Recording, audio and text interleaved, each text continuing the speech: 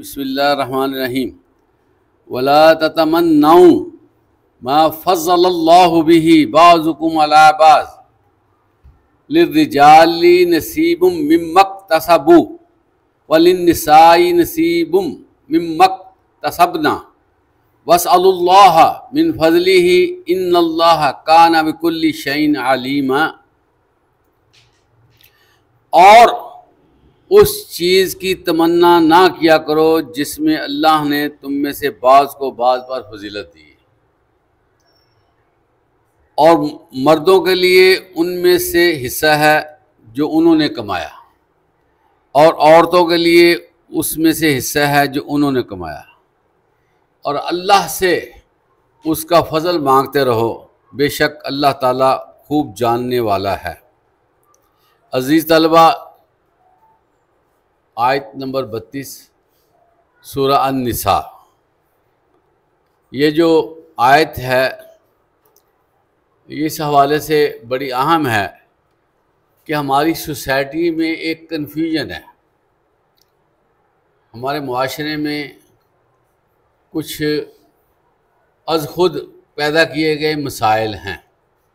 یہاں پر ایک بات اللہ تعالیٰ نے واضح فرما دی ہے کہ اے لوگو، جس طرح کی اللہ تعالیٰ نے درجہ بندی کر دی ہے نا، تم جو اس درجہ بندی کو قبول کرو۔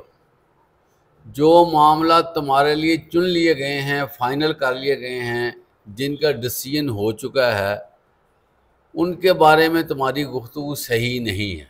تم جو ہے وہ بات کرو جو تمہارے اوپر بات ہے، جو تمہاری لائبلٹی ہے، تمہارے فرائض میں ہے، تمہاری جاب ڈسکرپشن میں ہے۔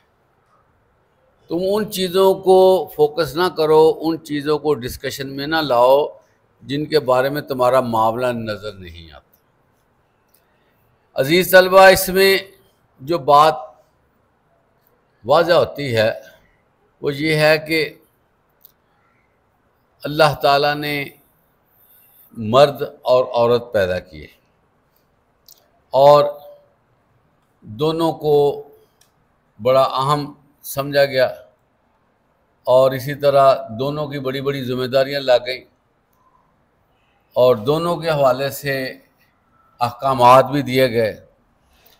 بعض دفعہ یہ بات سامنے آتی، ایک گلہ سامنے آ جاتا، ایک شکایت کی صورت میں کوئی بات آتی کہ مرد جو ہے وہ عورتوں سے آگے ہیں، جو کچھ مردوں کو ملا ہے وہ عورتوں کو نہیں ملا۔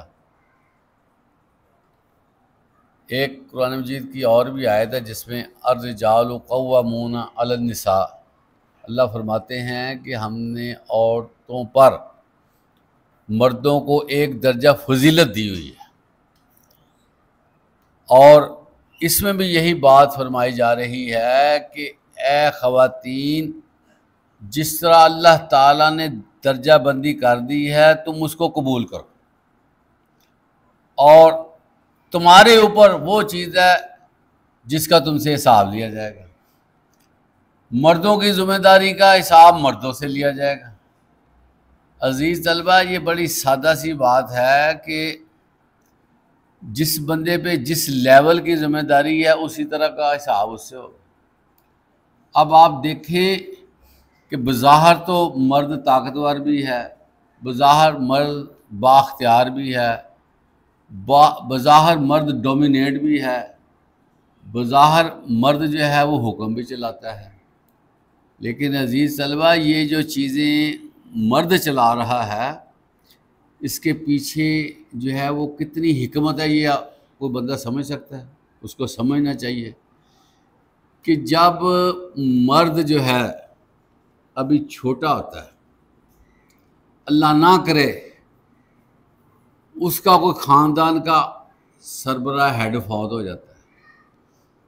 بہت سے بچے ایسے ہیں عزیز طلبہ جن کا باپ بڑا فوت ہونے کی وجہ سے ان کو بیفور ٹائم مارکیٹ میں آنا پڑ جاتا ہے، ان کو بیفور ٹائم لیبر کرنی پڑ جاتی ہے، وہ ایفرٹ کرنا شروع کر دیتے ہیں، اور کاموں میں جب ان کے کھیلنے کے دن ہوتے ہیں کاموں میں مصروف ہو جاتے ہیں۔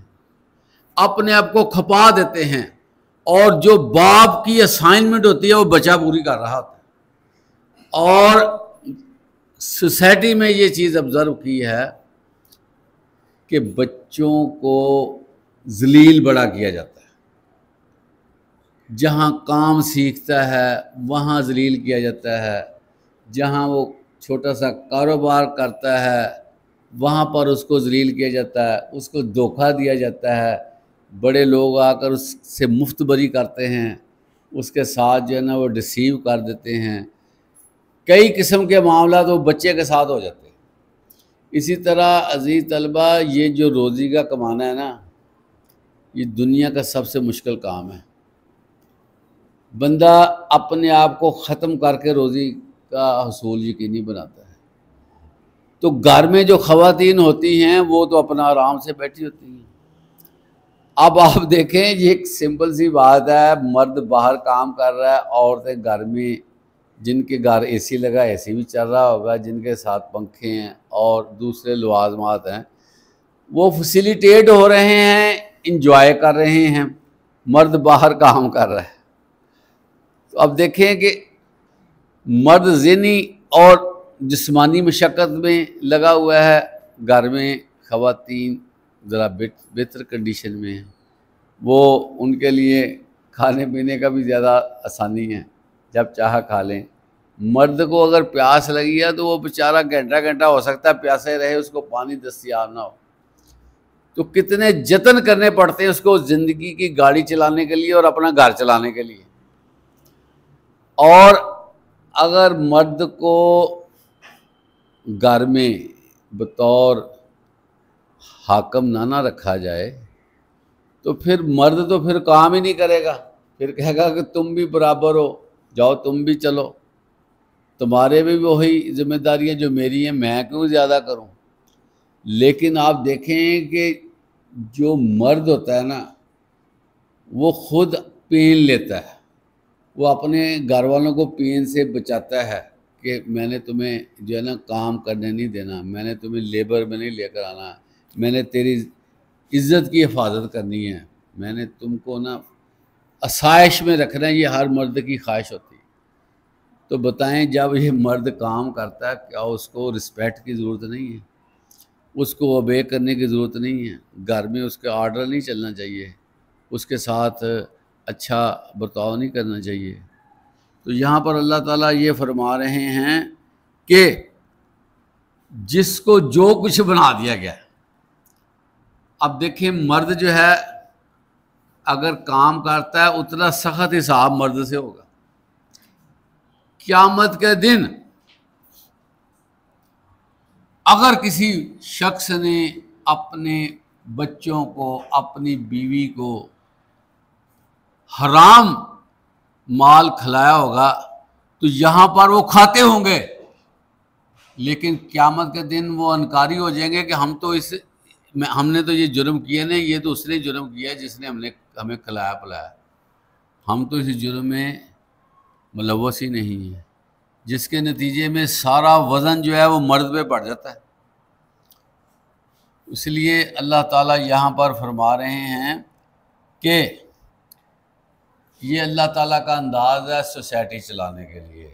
मर्द की शान रखी है अल्लाह ताला ने बाहर, और इसी तरह मर्द को इतनी तहफ़्फ़ुज़ की ज़रूरत नहीं होती जितनी औरतों को होती।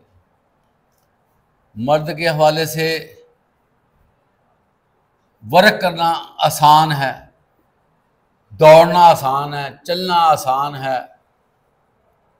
बोझ उठाना आसान है, ज़हनी मशक्क़त करना आसान है। औरतों के हवाले से ये चीज़ें बहुत कम नज़र आती हैं।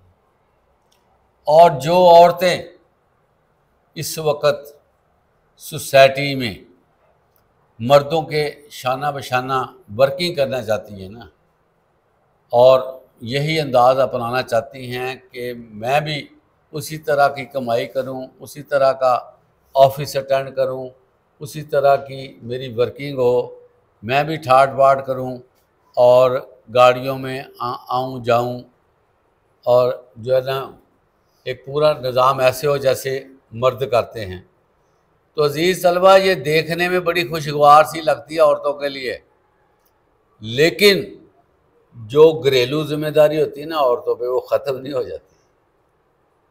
اب ایک خاتون جو ہے وہ دفتر میں، کسی فیکٹری میں، کسی ورکشاپ پہ کام کرتی ہے، کیا وہ صبح کے کھانے سے مستثنا ہو جائے گی؟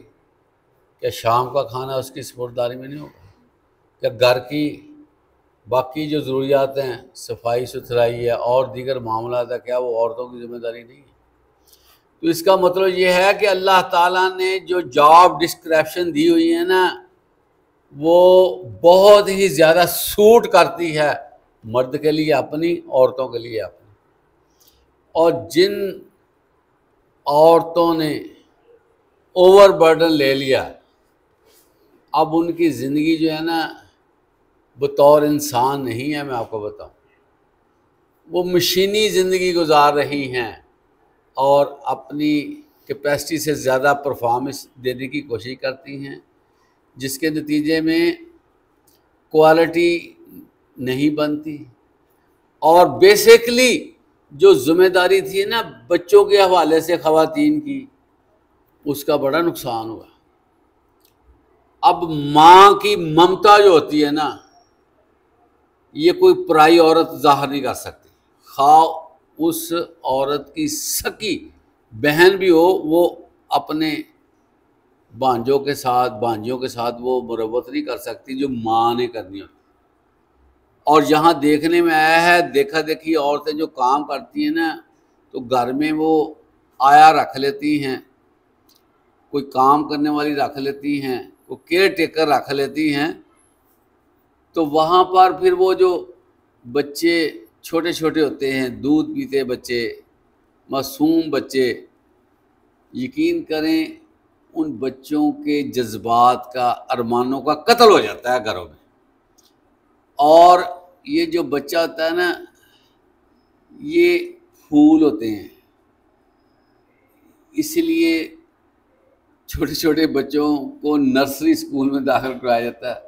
نرسری کا مطلب ہوتا ہے جہاں پر پودے ہوتے ہیں، تو بچے بطور پودے کام کرتے ہیں۔ نرسری کلاس میں داخلے لے لیا، پریپ میں لے لیا، تو بتائیں اگر پودوں کو گرم ہوا لگے گی تو پودا کیا مرجھا جائے گا؟ پودوں کو سرد ماحول ملے گا، پودا ویسے ہی گروتھ چھوڑ دیتا ہے۔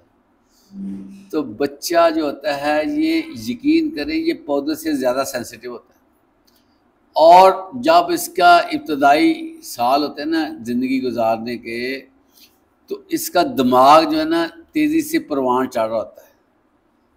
اس میں جب اس پہ پریشر پڑتا ہے، اس کو ماحول سازگار نہیں ملتا، اس کی ڈیزائرز جو ہے اس کو اوکے نہیں کیا جاتا، اور اس کی نیڈ کو نظر انداز کر دیا جاتا ہے، تو اس حالت میں آپ دیکھیں کہ بچے کا دماغ جو ہے نا، جو اس کی گروتھ ہو رہی ہے وہ رک جائے گی، کم ہو جائے گی، اور اتنا وہ انڈر پریشر ہوگا کہ اس سے پھر زندگی کو آگے بڑھانا، جب اس پہ بوجھ پڑے گا، بڑا ہو جائے گا تو کیا کرے گا؟ ماں تو پھر انجوائے کر رہی ہے کہ میں تو پھر چل پھر رہی ہوں، دفتر سنبھالا ہوا ہے، ایسے ہو رہا ہے، لیکن اس کی اولاد کا کیا بنے؟ اولاد کا تعلق عزیز طلبہ ماں کے ساتھ، اور اللہ تعالیٰ نے ماں کا کوئی متبادل نہیں بنایا ہوا، یہ ماں کو بتا، تو ماں جو ہے وہ متبادل دے دے گی، اس کا نقصان کیا ہوگا؟ بچوں کے حوالے سے بچے ڈسٹرب ہو جائیں گے۔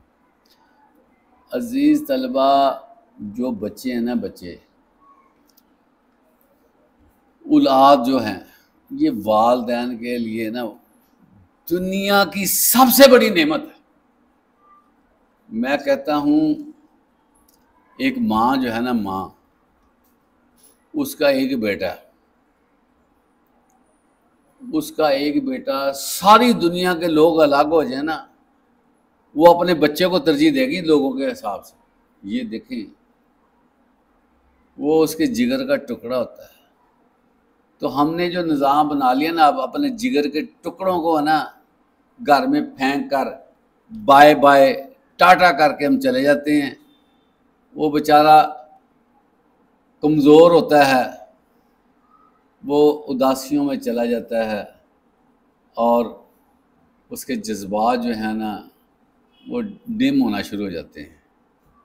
تو اللہ تعالیٰ نے اس آیت میں اسی بات کو واضح کیا ہے، بھی دیکھ لو جو مردوں کا کام ہے وہ مردوں کو کرنے دو، جو عورتیں وہ عورتیں کریں، چاہے جا کے یہ آپ اس کو مکس اپ کر لیں اور پھر جو ہے وہ ماحول بگڑ جائے۔ عزیز طلبہ، آپ کو میں نے بڑا اس کے بارے میں بتایا ہے کہ یہ جو سوسائٹی ہے نا بہت ہی مہنگی سوسائٹی ہے۔ سوسائٹی کی وقت کو، سوسائٹی کی قدر کو الفاظ میں ہم ظاہر نہیں کر سکتے، ہم اس کے لیے کوئی تحریر نہیں کر سکتے جتنی مہنگی سوسائٹی ہوتی ہے۔ اور سوسائٹی مہنگی کیوں ہوتی ہے کہ اس میں افراد ہوتے ہیں اور اس میں دل ہوتے ہیں، ہر سینے میں اللہ نے دل بنایا ہوا ہے۔ ایک بندہ بھی اگر مغموم ہے نا، ایک بندہ بھی ڈسٹرب ہے، وہ اللہ کو متاثر کرتا ہے کہ اس بچے کے دل میں تکلیف ہے، اس لیے جو ہے وہ ظلم سے روکا گیا کہ کسی پہ ظلم نہ کرو۔ اب ہم کہیں کہ ہم نے کسی کو مارا ہے، کسی کو باہر نکالا ہے، کسی کو ڈسکنیکٹ کیا ہے تو یہ ظلم ہے۔ عزیز طلبہ، یہ بھی ظلم ہے کہ آپ اپنے چھوٹے بچے کو گھر چھوڑ کر خود جو ہے وہ سروس پہ چلے جائیں، خود جو ہے آپ کمیونٹی سروسز میں چلے جائیں اور گھر میں بچہ آپ کا بیٹھا ہوا ہے، وہ آپ کی راہیں تک رہا ہے۔ تو یہ چیزیں جو ہیں یہ بالکل ہی غلط ہیں۔ اسی لیے یہاں پر نشاندہی کی جا رہی ہے کہ وہ لوگ جن کو اللہ تعالیٰ نے مرد کی شکل دی ہے ان کے اپنے کام ہیں، تمہارے اپنے کام ہیں۔ اور پھر یہ بات دوسری فرمائی جا رہی ہے کہ زندگی جو ہے زندگی کمانے کے لیے دو طرح کی کمائی ہے۔